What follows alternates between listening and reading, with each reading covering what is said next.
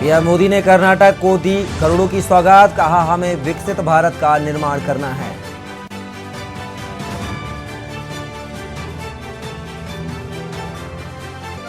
इक्कीस जनवरी को G20 की मैराथन की तैयारी, सीएम योगी दिखाएंगे मैराथन को हरी झंडी। 5 कालिदास मार्ग से रवाना होगी मैराथन।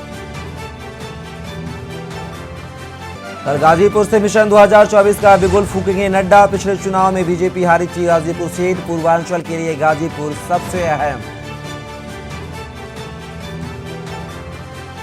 लखीमपुर हिंसा मामले में आशीष मिश्रा की जमानत पर फैसला सुरक्षित, यूपी सरकार ने किया याचिका का विरोध।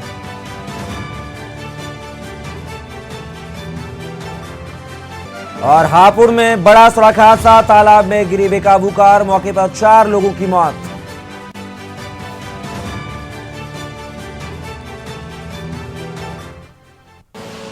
आप देख रहे हैं के न्यूज, खबरों का सारथी। नमस्कार, के न्यूज के फाइनल बुलेटिन में आप सभी का स्वागत है। मैं हूं कपिल मिश्रा। खबरों की शुरुआत करेंगे। प्रधानमंत्री नरेंद्र मोदी ने मुंबई में गुरुवार को बाला साहेब ठाकरे के नाम से आपला दवाखाने सहित कई परियोजनाओं का उद्घाटन किया। इस दौरान उन्होंने कहा कि दुनिया को आज भारत के संकल्पों पर भरोसा है। पीएम नरेंद्र मोदी ने कहा कि दुनिया में भारत के प्रति इतनी पॉजिटिविटी है, इसलिए है क्योंकि भारत अपने समर्थन का बहुत ही अच्छी तरीके से सदुपयोग कर रहा है। उन्होंने दावा किया है कि हमने वो समय भी देखा कि जब गरीब कल्याण का पैसा घोटाले में चला जाता था। पीएम मोदी ने कहा कि हमारे यहाँ तो पिछली सदी का एक लंबा कालखंड सिर्फ और सिर्फ गरीबी की चर्चा करने और दुनिया से मदद मांगने में गुजरा है। पीएम मोदी ने कहा कि यहाँ के विकास में स्थानीय निकाय बीएमसी बहुत ज़रूरी है। मुंबई दौरे के दौरान पीएम ने मेट्रो से सफ़र किया। उन्होंने कहा कि साल 2014 तक मुंबई में मेट्रो केवल 10-11 किलोमीटर तक चलती थी। डबल इंजन की सरकार आते ही तेजी से विस्तार हुआ।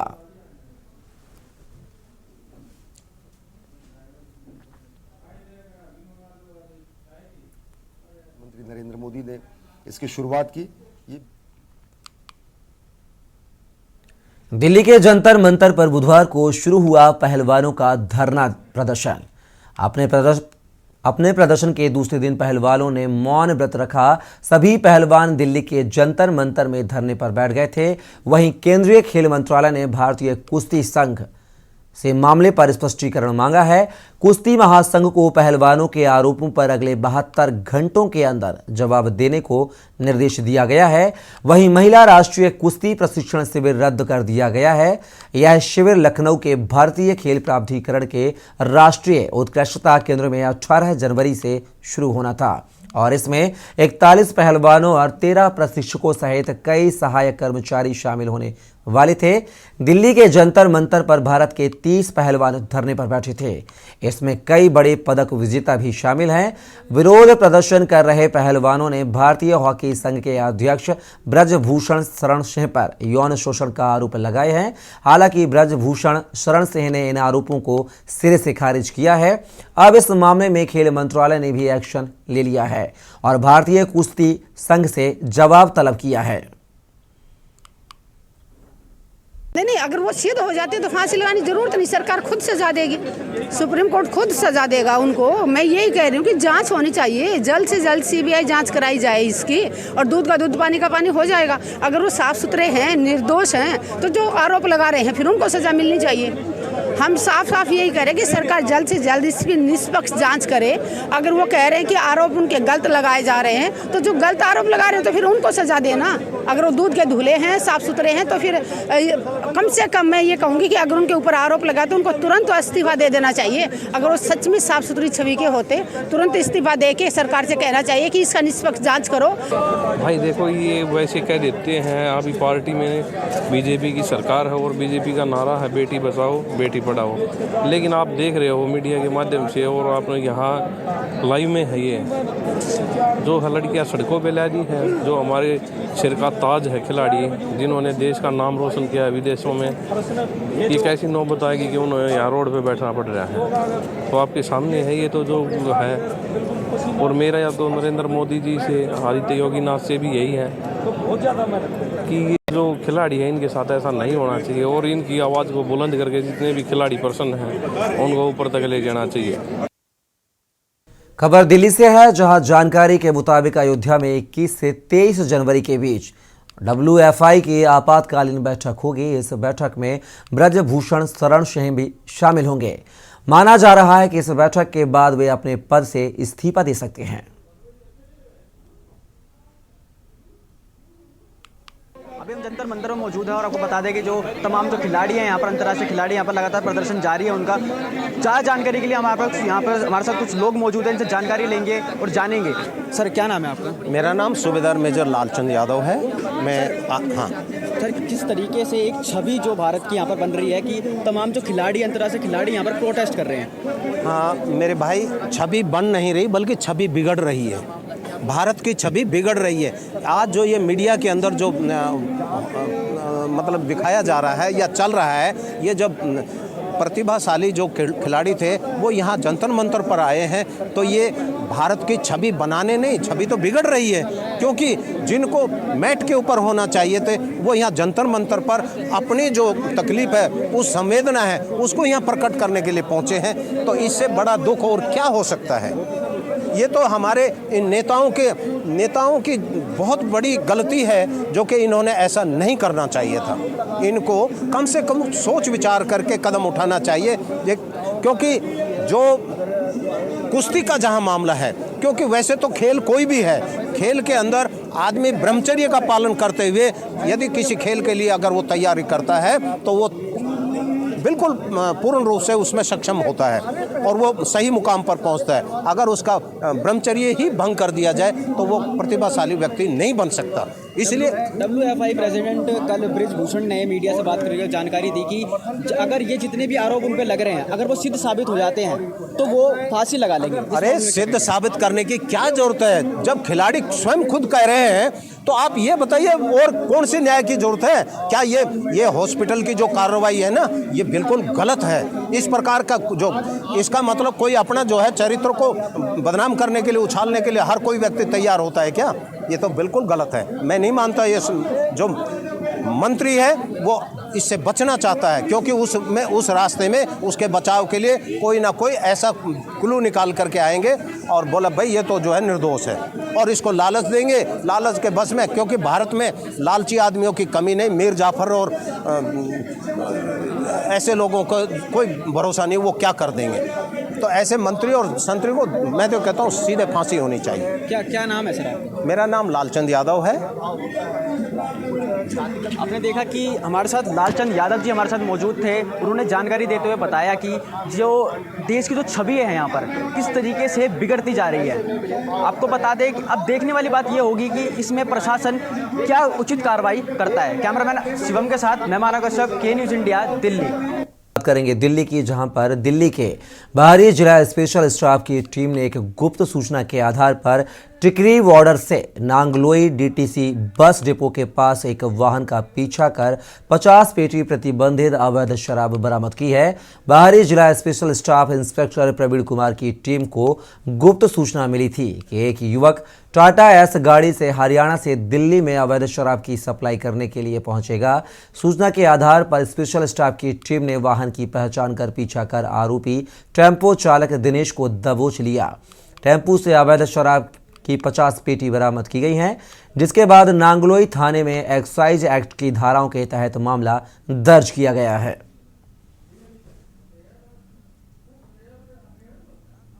बैठक हो रही है यहाँ पे, और जो अभी जो ब्रेकिंग सामने आ रही है वो ये है कि जो मैंने कल उसकी न्यूज़ सुनी, ब्रजभूषण खुद को फांसी लगाने के लिए बोल रहा था। इस्तीफा तो देगा ही देगा, वो फांसी खुद को भी लगाएगा। उसको 2 फांसी लगनी है, एक तो खुद को फांसी लगाएगा अपने द्वारा, दूसरा उसको कानून के द्वारा फांसी लगेगी, उसको 2 बार फांसी लगेगी। समझ रहे हो आप?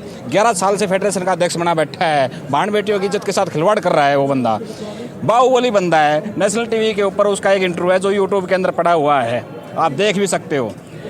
उसके अंदर उसने सरेआम कहा है ये बातचीत कि 11 यानी कि एक आदमी का उसने हत्या की है गोली मारकर, और प्रशासन के साथ में गाली गलौज करने की बात भी उसने कबूल की हुई है।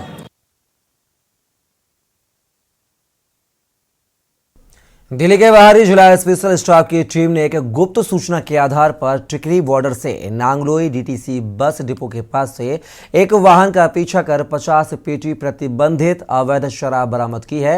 बाहरी जिला special staff inspector Praveen Kumar को टीम को गुप्त सूचना मिली थी कि एक युवक टाटा एस गाड़ी से हरियाणा से दिल्ली में अवैध शराब की सप्लाई करने के लिए पहुंचेगा। सूचना के आधार पर स्पेशल स्टाफ की टीम ने वाहन की पहचान कर पीछा कर आरोपी टेम्पो चालक दिनेश को दबोच लिया। टेम्पो से अवैध शराब की 50 पेटी बरामद की गई हैं, जिसके बाद नांगलोई थाने में एक्साइज एक्ट के तहत मामला पंजीबद्ध किया गया है।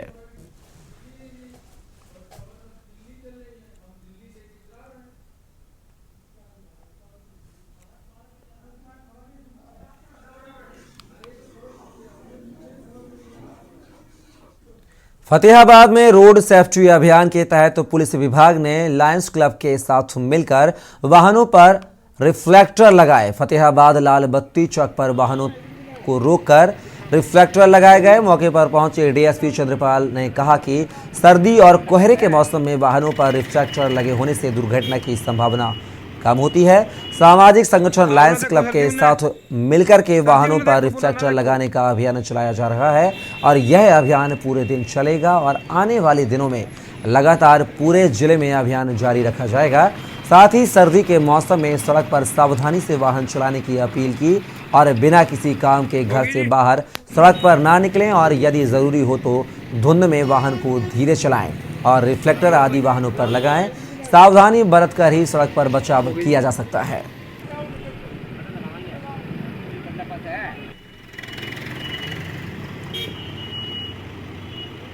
लाइंस के क्लब वालों ने जो ये रोड सेफ्टी के लिए कोई धुंध में किसी का एक्सीडेंट ना हो इसलिए स्टिकर लगाए गए हैं। ट्राली है, ट्रक है, बस है, थ्री व्हीलर है, लगाए जा रहे ताकि एक्सीडेंट ना हो और लोगों की जान बचाई जा सके। ये मतलब स्टिकर जो लगाए गए पूरे फतेहाबाद जिले में लगाए जाएंगे या यहीं? तो पूरे फतेहाबाद में लगाए जाएंगे। आज मतलब ये पूरे दिन चलेगा प्रोग्राम हमारा और टारगेट की आज हम कम से कम 500 ट्रालियों में लगाएंगे। ट्राली ट्रैक्टर वगैरह और 500 वालों। खबर जयपुर से है, जहां राज्यपाल कलराज मिश्र ने ऑस्ट्रेलिया के उच्चायुक्त वैरियो फेरेल एओ ने राजभवन में मुलाकात की है। राज्यपाल मिश्र और ऑस्ट्रेलिया के उच्चायुक्त ने मुलाकात के दौरान राजस्थान में विकास से जुड़े विभिन्न मुद्दों पर विचार विमर्श किया। राज्यपाल मिश्र ने उन्हें राजस्थान में पर्यटन से जुड़ी संभावनाओं के बारे में बताते हुए विभिन्न क्षेत्रों में ऑस्ट्रेलिया के सहयोग से संबंधित चर्चा की। राज्यपाल मिश्र ने उच्चायुक्त श्री फेरेल एओ को अपनी पुस्तक संविधान, संस्कृति और राष्ट्र के अंग्रेजों संस्करण की प्रति भेंट की। उच्चायुक्त ने राज्यपाल को ऑस्ट्रेलिया इन 100 प्लेसेज पुस्तक भेंट की।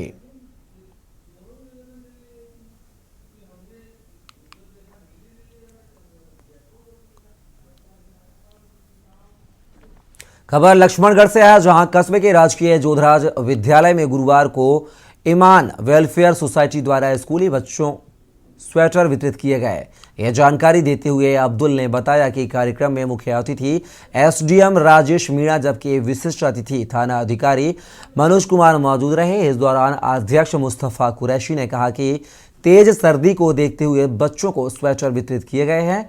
आगे भी ऐसे सेवा कार्य इमाम वेलफेयर सोसाइटी द्वारा किया जाएगा। इस दौरान पार्षद सहित स्कूल स्टाफ मौजूद रहा। साबिर भाई आप भी आ जाओ। साबिर भाई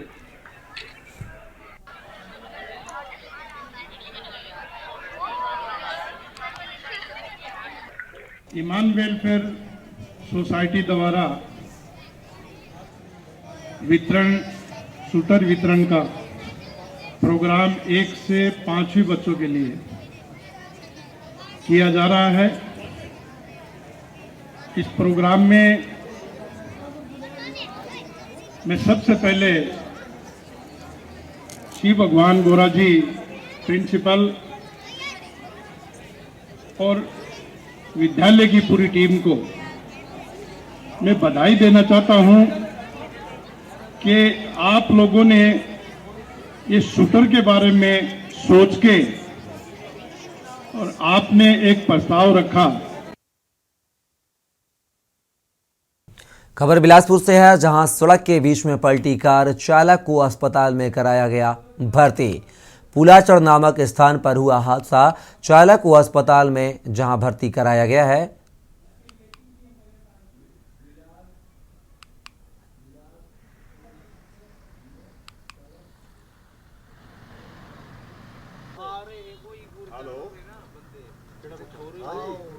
तो ये तस्वीरें बिलासपुर की है, जहां पर बीच सड़क पर कार पलट गई है।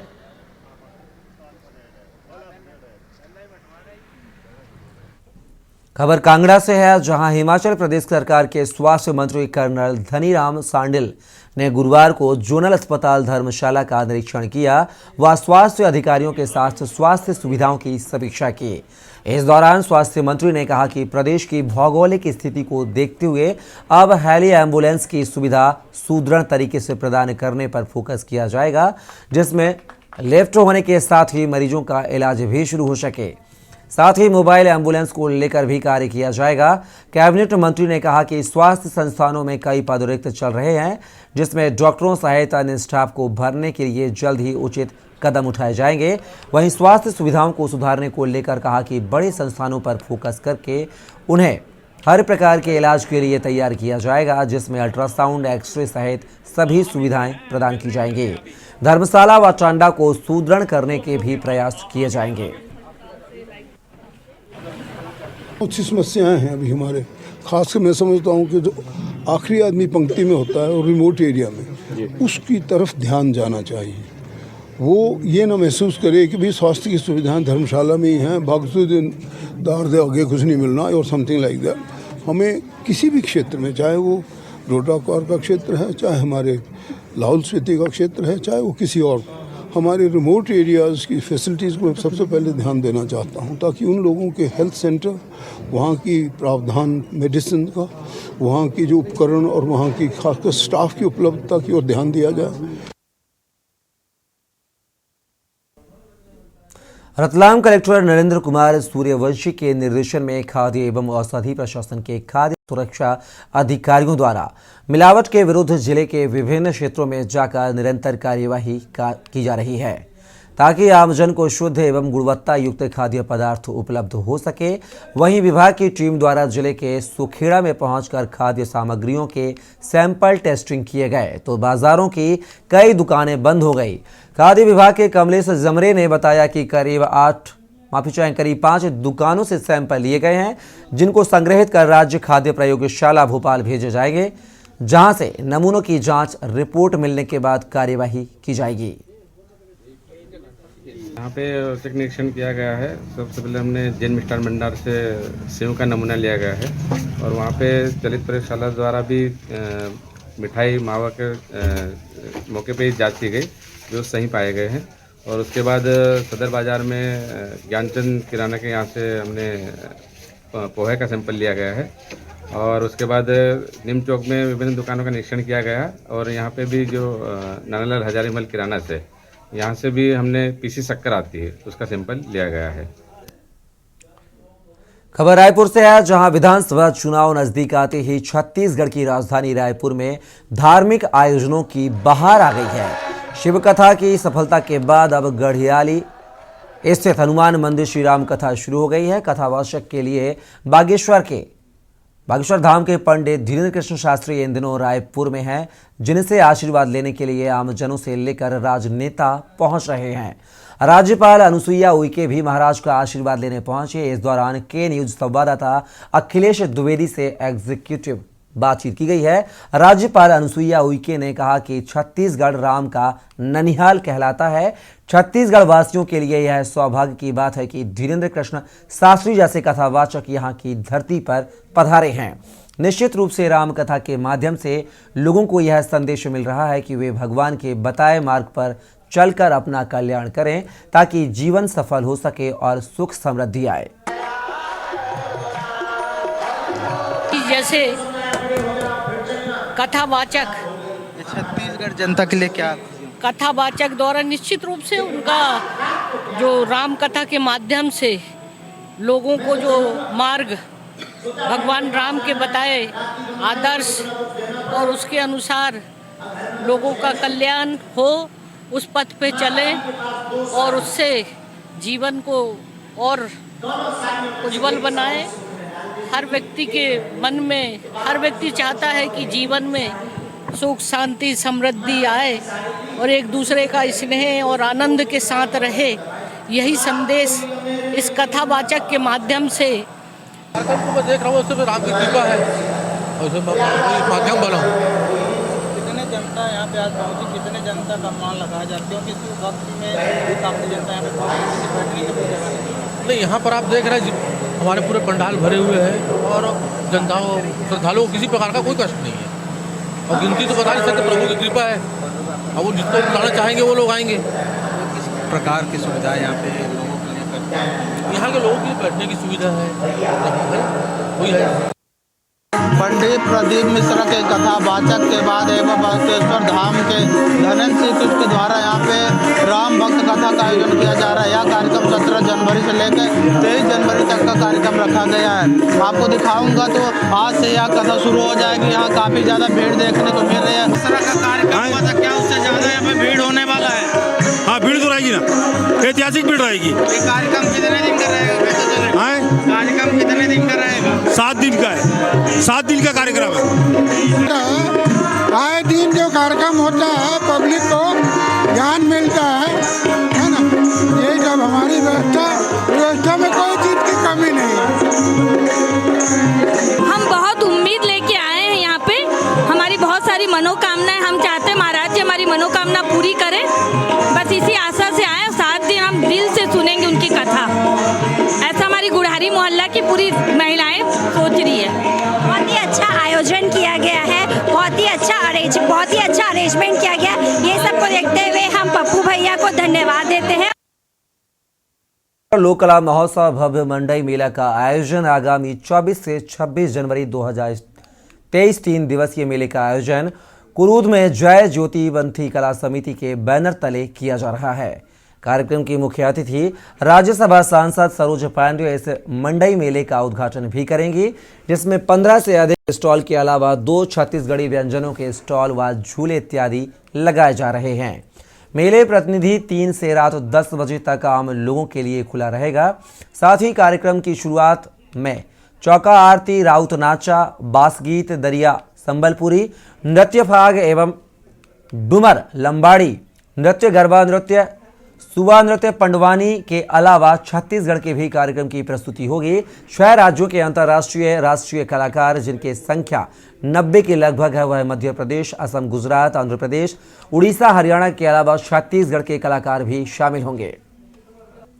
बने रहे आगामी 3 दिवसीय आयोजन है ये 24, 25, 26 को, जिसमें हम अंतर्राज्यीय जो कलाकार हैं, लोक कलाकार, वहाँ के फोक डांसर, उनको आमंत्रित कर रहे हैं। साथ ही हमारे साथ हैं हमारे बड़े भैया आदरणीय मोहनदास चतुर्वेदी जी हैं, जो कि अंतर्राष्ट्रीय ख्याति प्राप्त कलाकार हैं। इन्हीं के सानिध्य में हम ये कार्यक्रम कर रहे हैं। इन्हीं का पूरा मार्गदर्शन है। हमारी संस्कृति को और बढ़ावा देने के लिए मड़ई जो विलुप्ति के कगार पे है, बहुत हम कम देखते हैं शहरों में ये इसका आयोजन होना, उसी को बढ़ावा देने के लिए भैया के मार्गदर्शन पे हम ये कार्यक्रम को कर रहे हैं। फिलहाल खबरों में बस इतना ही, लेकिन के न्यूज़ में खबरों का सिलसिला लगातार जारी है। अब बने रहिए के न्यूज़ के साथ।